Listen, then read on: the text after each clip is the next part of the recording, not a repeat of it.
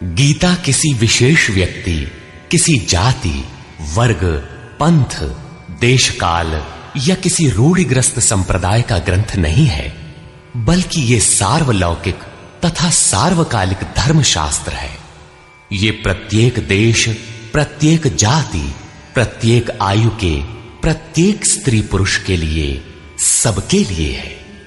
सचमुच गीता संपूर्ण मानव जाति का धर्मशास्त्र है और कितने गौरव की बात है कि गीता आपका धर्मशास्त्र है।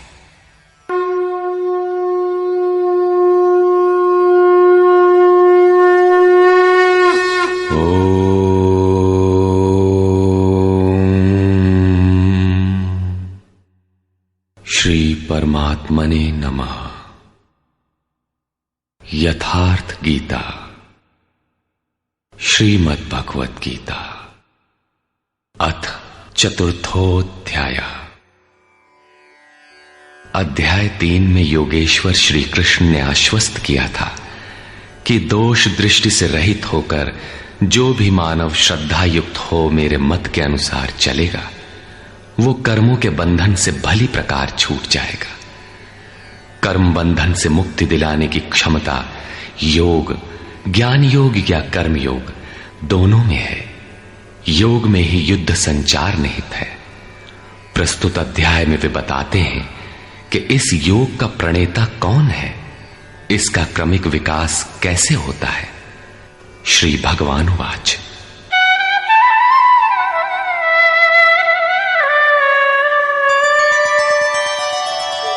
इमं विवस्वते योगं प्रोक्तवानहमव्ययम् विवस्वान्मनवे प्राह मनुरिक्ष्वाकवे ब्रवीत्।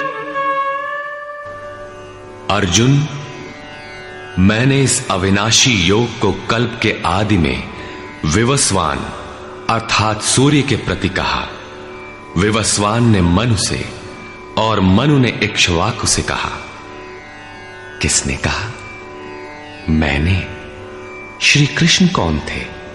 एक योगी, तत्व स्थित महापुरुष ही इस अविनाशी योग को कल्प के आरंभ में अर्थात भजन के आरंभ में विवस्वान अर्थात जो विवश हैं ऐसे प्राणियों से कहता है, सुरा में संचार कर देता है। यहां सूर्य एक प्रतीक है, क्योंकि सुरा में ही वो परम प्रकाश स्वरूप है और वहीं उसके पाने का विधान है। वास्तविक प्रकाशदाता अर्थात सूर्य वहीं है। ये योग अविनाशी है। योगेश्वर श्री कृष्ण ने कहा था कि इसमें आरंभ का नाश नहीं होता। इस योग का आरंभ भर कर दें तो ये पूर्णत्व दिलाकर ही शांत होता है। शरीर का कल्प औषधियों द्वारा होता है, किंतु आत्मा का भजन से होता है। भजन का आरंभ ही आत्मकल्प का आदि है। ये साधन भजन भी किसी महापुरुष की ही देन है। मोह निशा में अचेत आदिम मानव, जिसमें भजन का कोई संस्कार नहीं है, योग के विषय में जिसने कभी सोचा तक नहीं, ऐसा मनुष्य किसी महापुरुष को देखता है तो उनके दर्शन मात्र से, उनकी वाणी से, टूटी फूटी सेवा और सानिध्य से योग के संस्कार उसमें संचारित हो जाते हैं। गोस्वामी तुलसीदास जी इसी को कहते हैं, जे चितिये प्रभु जिन्ह प्रभु हेरे, ते सब भये परम पद जोगु। योगेश्वर श्री कृष्ण कहते हैं कि ये योग मैंने आरंभ में सूर्य से कहा। चक्षोः सूर्यो अजायत। महापुरुष के दृष्टि निक्षेप मात्र से योग के संस्कार सुरा में प्रसारित हो जाते हैं। स्वयं प्रकाश, स्ववश परमेश्वर का निवास सबके हृदय में है। सुरा अर्थात श्वास के निरोध से ही उसकी प्राप्ति का विधान है। सुरा में संस्कारों का सृजन ही सूर्य के प्रति कहना है। समय आने पर यह संस्कार मन में स्फुरित होगा। यही सूर्य का मन से कहना है। मन में स्फुरित होने पर महापुरुष के उस वाक्य के प्रति इच्छा जागृत हो जाएगी। यदि मन में कोई बात है तो उसे पाने की इच्छा अवश्य होगी। यही मनु का इक्ष्वाकु से कहना है। लालसा होगी कि वो नियत कर्म करें जो अविनाशी है, जो कर्म बंधन से मोक्ष दिलाता है। ऐसा है तो किया जाए, और आराधना गति पकड़ लेती है। गति पकड़कर ये योग कहां पहुंचाता है, इस पर कहते हैं, एवं परंपरा प्राप्तम् इमं राजर्षयो विदुः सकाले नेह महता योगो नष्टः परन्तप। इस प्रकार किसी महापुरुष द्वारा संस्कार रहित पुरुषों की सुरा में, सुरा से मन में, मन से इच्छा में, और इच्छा तीव्र होकर क्रियात्मक आचरण में ढलकर ये योग क्रमशः उत्थान करते करते राजर्षि श्रेणी तक पहुंच जाता है। उस अवस्था में जाकर विदित होता है। इस स्तर के साधक में रिद्धियों सिद्धियों का संचार होता है। वो योग इस महत्वपूर्ण काल में इसी लोक अर्थात शरीर में प्रायः नष्ट हो जाता है। इस सीमा रेखा को कैसे पार किया जाए? क्या इस विशेष स्थल पर पहुंचकर सभी नष्ट हो जाते हैं? श्री कृष्ण कहते हैं, नहीं, जो मेरा आश्रित है, मेरा प्रिय भक्त है, अनन्य सखा है, वो नष्ट नहीं होता।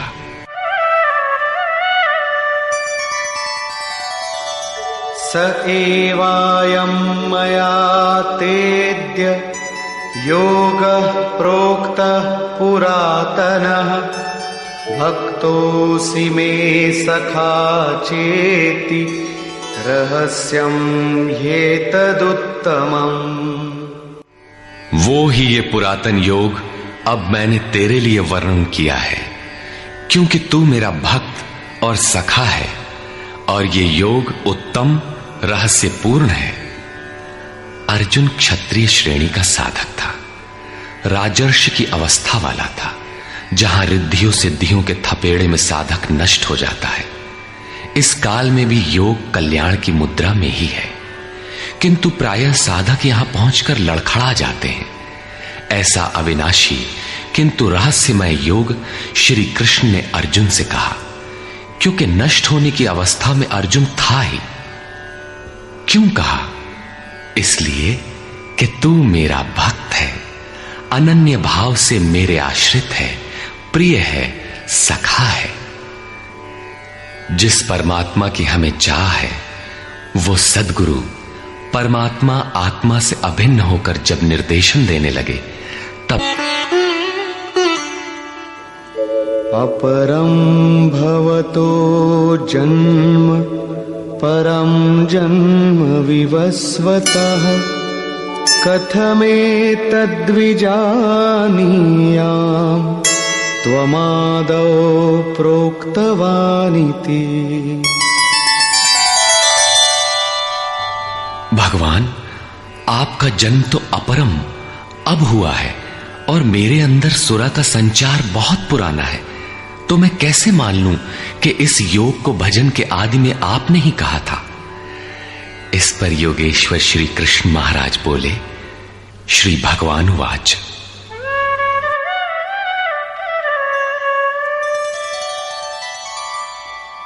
बहूनि मे व्यतीतानि जन्मानि तव चार्जुन तान्यहं वेद सर्वाणि न त्वं वेत्थ परन्तप। अर्जुन, मेरे और तेरे बहुत से जन्म हो चुके हैं। हे परम तप, उन सबको तू नहीं जानता, किंतु मैं जानता हूं। साधक नहीं जानता, स्वरूपस्थ महापुरुष जानता है, अव्यक्त की स्थिति वाला जानता है। क्या आप सबकी तरह पैदा होते हैं? श्री कृष्ण कहते हैं, नहीं, स्वरूप की प्राप्ति शरीर प्राप्ति से भिन्न है। मेरा जन्म इन आंखों से नहीं देखा जा सकता। मैं अजन्मा, अव्यक्त शाश्वत होते हुए भी शरीर के आधार वाला हूं। अवधू जीवत में कर आशा, मुए मुक्ति गुरु कहे स्वार्थी, झूठा दे विश्वासा।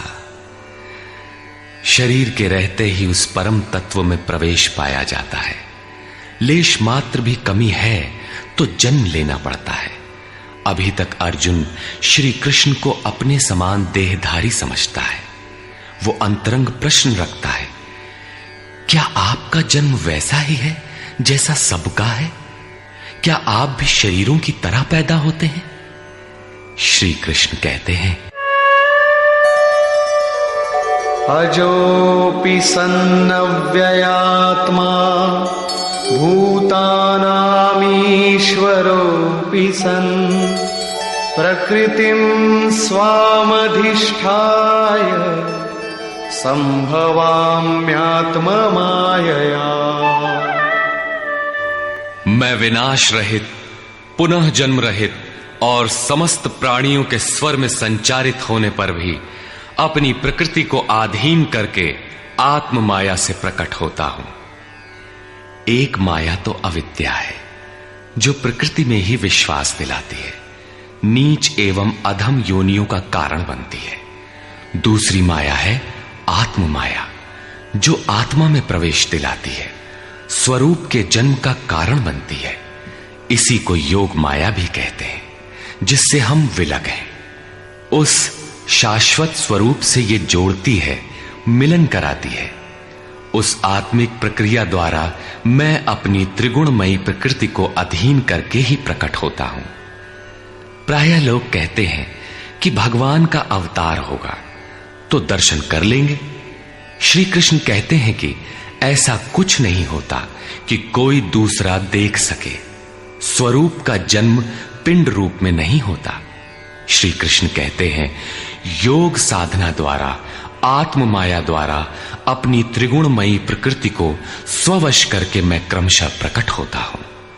लेकिन किन परिस्थितियों में? यदा यदा हि धर्मस्य ग्लानिर्भवति भारत, अभ्युत्थानमधर्मस्य तदात्मानं सृजाम्यहम्। हे अर्जुन, जब जब परम धर्म परमात्मा के लिए हृदय ग्लानि से भर जाता है, जब अधर्म की वृद्धि से भाविक पार पाते नहीं देखता, तब मैं आत्मा को रचने लगता हूं।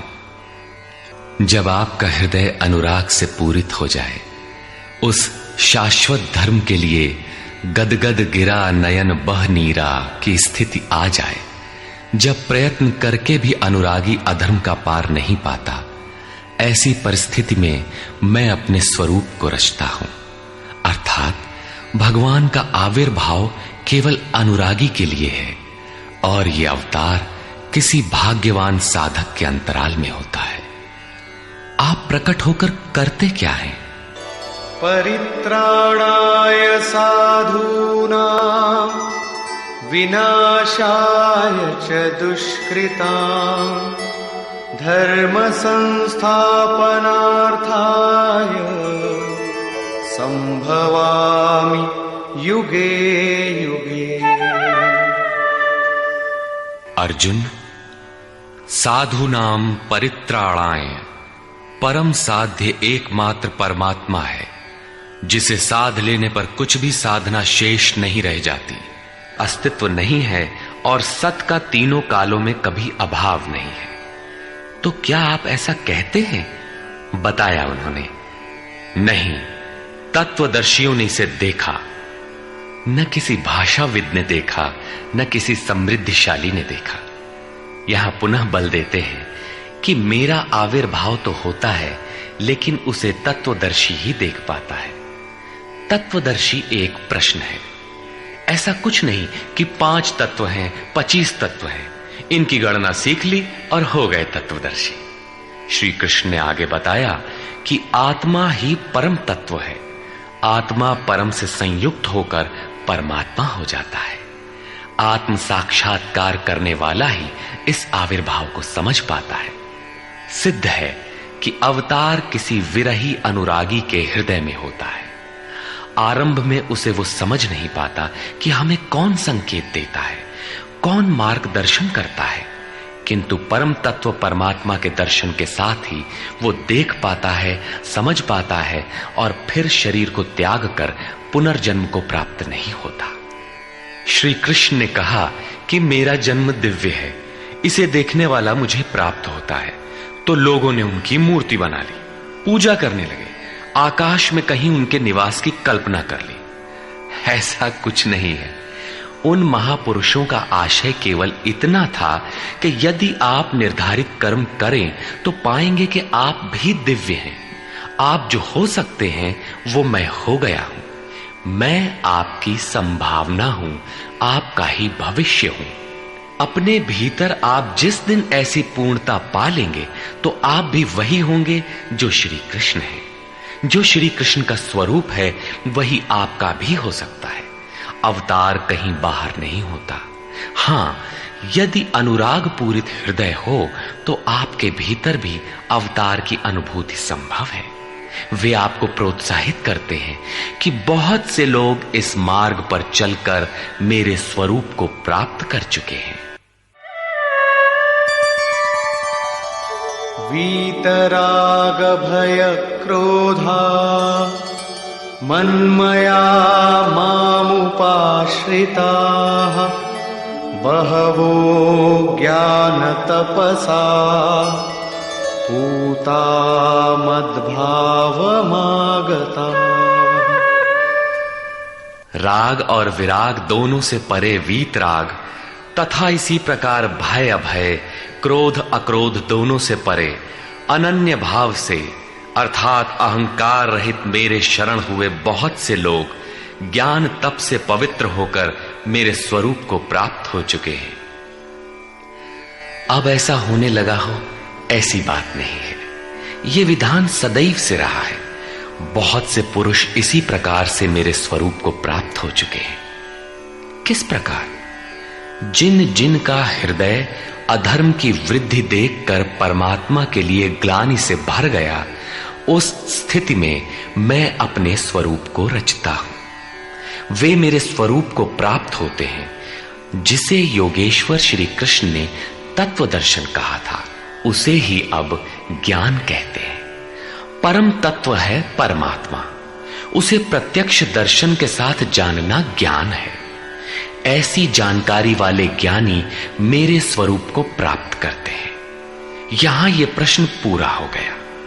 अब वे योग्यता के आधार पर भजने वालों का श्रेणी विभाजन करते हैं। ये यथा मां प्रपद्यन्ते तांस्तथैव भजाम्यहम् मम वर्त्मानुवर्तन्ते मनुष्याः पार्थ सर्वशः। पार्थ, जो मुझे जितनी लगन से जैसा भजते हैं मैं भी उनको वैसा ही भजता हूं, उतनी ही मात्रा में सहयोग देता हूं। साधक की श्रद्धा ही कृपा बनकर उसे मिलती है। इस रहस्य को जानकर सुधीजन संपूर्ण भाव से मेरे मार्ग के अनुसार ही बरतते हैं। जैसा मैं बरतता हूं, जो मुझे प्रिय है वैसा ही आचरण करते हैं। जो मैं कराना चाहता हूं वही करते हैं। भगवान कैसे भजते हैं? वे रथी बनकर खड़े हो जाते हैं, साथ चलने लगते हैं। यही उनका भजना है। दूषित जिनसे पैदा होते हैं उनका विनाश करने के लिए वे खड़े हो जाते हैं। सत्य में प्रवेश दिलाने वाले सद्गुणों का परित्राण करने के लिए वे खड़े हो जाते हैं। जब तक इष्ट देव हृदय से पूर्णता रथी न हो और हर कदम पर सावधान न करें, तब तक कोई कैसा ही भजनानंदी क्यों न हो, लाख आंख मूंदे, लाख प्रयत्न करे, वो इस प्रकृति के द्वंद्व से पार नहीं हो सकता। वो कैसे समझेगा कि हम कितनी दूरी तय कर चुके, कितना शेष है। इष्ट ही आत्मा से अभिन्न होकर खड़े हो जाते हैं और उसका मार्गदर्शन करते हैं कि तुम यहां पर हो, ऐसे करो, ऐसे चलो। इस प्रकार प्रकृति की खाई पाटते हुए शनैः शनैः आगे बढ़ाते हुए स्वरूप में प्रवेश दिला देंगे। भजन तो साधक को ही करना पड़ता है, किंतु उसके द्वारा इस पथ में जो दूरी तय होती है वो इष्ट की देन है। ऐसा जानकर सभी मनुष्य सर्वतोभावेन मेरा अनुसरण करते हैं। किस प्रकार वे बरतते हैं? कांक्षन्तः कर्मणां सिद्धिं यजन्त इह देवताः क्षिप्रं हि मानुषे लोके सिद्धिर्भवति कर्मजा। वे पुरुष इस मनुष्य शरीर में कर्मों की सिद्धि चाहते हुए देवताओं को पूजते हैं। कर्म कौन सा? श्री कृष्ण ने कहा, अर्जुन तू नियत कर्म कर। नियत कर्म क्या है? यज्ञ की प्रक्रिया ही कर्म है। यज्ञ क्या है? साधना की विधि विशेष, जिसमें श्वास प्रश्वास का हवन, इंद्रियों के बहिर्मुखी प्रवाह को संयमाग्नि में हवन किया जाता है, जिसका परिणाम है परमात्मा। कर्म का शुद्ध अर्थ है आराधना, जिसका स्वरूप इसी अध्याय में आगे मिलेगा। इस आराधना का परिणाम क्या है? संसिद्धिम, परम सिद्धि परमात्मा, यान्ति ब्रह्म सनातनम, शाश्वत ब्रह्म में प्रवेश, परम नैष्कर्म्य की स्थिति। श्री कृष्ण कहते हैं, मेरे अनुसार बरतने वाले लोग इस मनुष्य लोक में कर्म के परिणाम परम नैष्कर्म्य सिद्धि के लिए देवताओं को पूजते हैं, अर्थात दैवी संपत्ति को बलवती बनाते हैं। तीसरे अध्याय में उन्होंने बताया था कि इस यज्ञ द्वारा तुम देवताओं की वृद्धि करो, दैवी संपद को बलवती बनाओ। ज्यों ज्यों हृदय देश में वो दैवी संपद उन्नत होगी, त्यों ही त्यों तुम्हारी उन्नति होगी। इस प्रकार परस्पर उन्नति करते हुए परम श्रेय को प्राप्त हो जाओ। अंत तक उन्नति करते जाने की ये अंतःक्रिया है। इसी पर बल देते हुए श्री कृष्ण कहते हैं कि मेरे अनुकूल बरतने वाले लोग इस मनुष्य शरीर में कर्मों की सिद्धि चाहते हुए दैवी संपत्ति को बलवती बनाते हैं, जिससे वो नैष्कर्म्य सिद्धि शीघ्र ही होती है। वो असफल नहीं होती, सफल ही होती है। शीघ्र का तात्पर्य, क्या कर्म में प्रवृत्ति होते ही तत्क्षण ये परम सिद्धि मिल जाती है? श्री कृष्ण कहते हैं, नहीं, इस सोपान पर क्रमशः चढ़ने का विधान है। कोई छलांग लगाकर भावातीत ध्यान जैसा चमत्कार नहीं होता। इस पर देखें, चातुर्वर्ण्यं मया सृष्टं गुणकर्म विभागशः तस्य कर्तारमपि मां विद्य कर्तारमव्ययम्। अर्जुन, चातुर्वर्ण्यम मया सृष्टम, 4 वर्णों की रचना मैंने की। तो क्या मनुष्यों को 4 भागों में बांट दिया? श्री कृष्ण कहते हैं, नहीं, गुण कर्म विभागशः, गुणों के माध्यम से कर्म को 4 भागों में बांटा। गुण एक पैमाना है, मापदंड है। तामसी गुण होगा तो आलस्य, निद्रा, प्रमाद, कर्म में न प्रवृत्त होने का स्वभाव, जानते हुए भी अकर्तव्य से निवृत्ति न हो पाने की विवशता रहेगी। ऐसी अवस्था में साधन आरंभ कैसे करें? 2 घंटे आप आराधना में बैठते हैं, इस कर्म के लिए प्रयत्नशील होना चाहते हैं, किंतु 10 मिनट भी अपने पक्ष में नहीं पाते। शरीर अवश्य बैठा है, लेकिन जिस मन को बैठना चाहिए वो हवा से बातें कर रहा है, कुतर्कों का जाल बुन रहा है, तरंग पर तरंग छाई है। तो आप बैठे क्यों हैं? समय क्यों नष्ट करते हैं? उस समय केवल परिचर्यात्मकम कर्म शूद्रस्यापि स्वभावजम, जो महापुरुष अव्यक्त की स्थिति वाले हैं, अविनाशी तत्व में स्थित हैं, उनकी तथा इस पथ पर अग्रसर अपने से उन्नत लोगों की सेवा में लग जाओ। इससे दूषित संस्कार शमन होते जाएंगे, साधना में प्रवेश दिलाने वाले संस्कार सबल होते जाएंगे। क्रमशः तामसी गुण न्यून होने पर राजसी गुणों की प्रधानता तथा सात्विक गुण के स्वल्प संचार के साथ साधक की क्षमता वैश्य श्रेणी की हो जाती है। उस समय वही साधक इंद्रिय संयम, आत्मिक संपत्ति का संग्रह स्वभावतः करने लगेगा। कर्म करते करते उसी साधक में सात्विक गुणों का बाहुल्य हो जाएगा, राजसी गुण कम रह जाएंगे, तामसी गुण शांत रहेंगे। उस समय वही साधक क्षत्रिय श्रेणी में प्रवेश पालेगा। शौर्य, कर्म में प्रवृत्त रहने की क्षमता, पीछे न हटने का स्वभाव, सब भावों पर स्वामी भाव, प्रकृति के तीनों गुणों को काटने की क्षमता उसके स्वभाव में ढल जाएगी।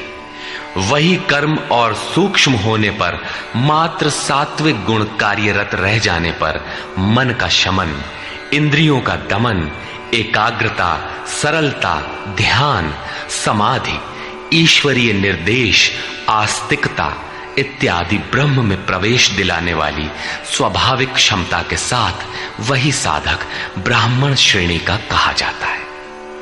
ये ब्राह्मण श्रेणी के कर्म की निम्नतम सीमा है।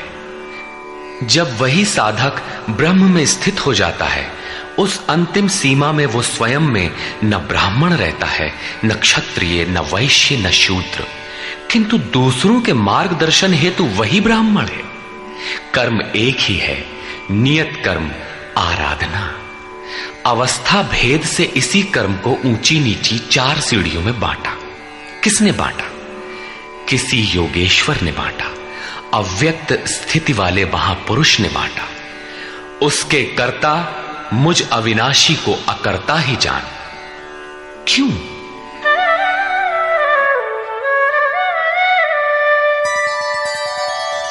न मां कर्माणि लिम्पन्ति न मे कर्मफले स्पृहा इति मां योऽभिजानाति कर्मभिर्न स बध्यते। क्योंकि कर्मों के फल में मेरी स्पृहा नहीं है। कर्मों का फल क्या है? श्री कृष्ण ने पीछे बताया था कि यज्ञ जिससे पूरा होता है उस क्रिया का नाम कर्म है, और पूर्ति काल में यज्ञ जिसकी रचना करता है उस ज्ञानामृत को पान करने वाला शाश्वत सनातन ब्रह्म में प्रवेश पा लेता है। कर्म का परिणाम है परमात्मा। उस परमात्मा की चाह भी अब मुझे नहीं है, क्योंकि वो मुझसे भिन्न नहीं है। मैं अव्यक्त स्वरूप हूं, उसी की स्थिति वाला हूं। अब आगे कोई सत्ता नहीं जिसके लिए इस कार्य पर स्नेह रखूं। इसलिए कर्म मुझे लिपायमान नहीं करते, और इसी स्तर से जो भी मुझे जानता है, अर्थात जो कर्मों के परिणाम परमात्मा को प्राप्त कर लेता है, उसे भी कर्म नहीं बांधते। जैसे श्री कृष्ण, वैसे उस स्तर से जानने वाला महापुरुष। एवं ज्ञात्वा कृतं कर्म पूर्वैरपि मुमुक्षुभिः कुरु कर्मैव तस्मात् त्वं पूर्वैः पूर्वतरं कृतम्। अर्जुन, पहले होने वाले मोक्ष की इच्छा वाले पुरुषों द्वारा भी यही जानकर कर्म किया गया। क्या जानकर? यही कि जब कर्मों का परिणाम परमात्मा भिन्न न रह जाए, कर्मों के परिणाम परमात्मा की स्पृहा न रह जाने पर उस पुरुष को कर्म नहीं बांधते। श्री कृष्ण इसी स्थिति वाले हैं, इसलिए वे कर्म से लिपायमान नहीं होते, और उसी स्तर से हम जान लेंगे तो हमें भी कर्म नहीं बांधेगा। जैसा श्री कृष्ण ठीक उसी स्तर से जो भी जान लेगा, वैसा ही वो पुरुष भी कर्म बंधन से मुक्त हो जाएगा। अब श्री कृष्ण भगवान, महात्मा, अव्यक्त, योगेश्वर या महायोगेश्वर जो भी रहे हों, वो स्वरूप सबके लिए है। यही समझकर पहले के मुमुक्षु पुरुषों ने, मोक्ष की इच्छा वाले पुरुषों ने कर्म पर कदम रखा। इसलिए अर्जुन, तू भी पूर्वजों द्वारा सदा से किए हुए इसी कर्म को कर। यही कल्याण का एकमात्र मार्ग है। अभी तक योगेश्वर श्री कृष्ण ने कर्म करने पर बल दिया, किंतु यह स्पष्ट नहीं किया कि कर्म क्या है। अध्याय 2 में उन्होंने कर्म का नाम मात्र लिया कि अब इसी को तू निष्काम कर्म के विषय में सुन। उसकी विशेषताओं का वर्णन किया कि यह जन्म मरण के महान भय से रक्षा करता है। कर्म करते समय सावधानी का वर्णन किया, लेकिन यह नहीं बताया कि कर्म क्या है। अध्याय 3 में उन्होंने कहा कि ज्ञान मार्ग अच्छा लगे या निष्काम कर्म योग, कर्म तो करना ही पड़ेगा। न कर्मों को त्यागने से कोई ज्ञानी होता है और न कर्म को न आरंभ करने से कोई निष्कर्मी।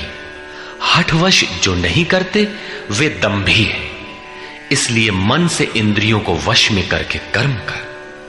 कौन सा कर्म करें? तो बताया नियत कर्म कर। अब ये निर्धारित कर्म है कौन?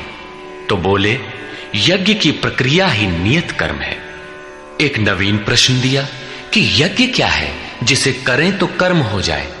वहां भी यज्ञ की उत्पत्ति बताई, उसकी विशेषताओं का वर्णन किया, किंतु यज्ञ नहीं बताया जिससे कर्म को समझा जा सके। अभी तक यह स्पष्ट नहीं हुआ कि कर्म क्या है। अब कहते हैं कि अर्जुन, कर्म क्या है, अकर्म क्या है, इस विषय में बड़े बड़े विद्वान भी मोहित हैं। उसे भली प्रकार समझ लेना चाहिए। किं कर्म किम कर्मेति कवयोप्यत्र मोहिताः तत्ते कर्म प्रवक्ष्यामि यज्ञात्वा मोक्ष्यसे शुभाम्।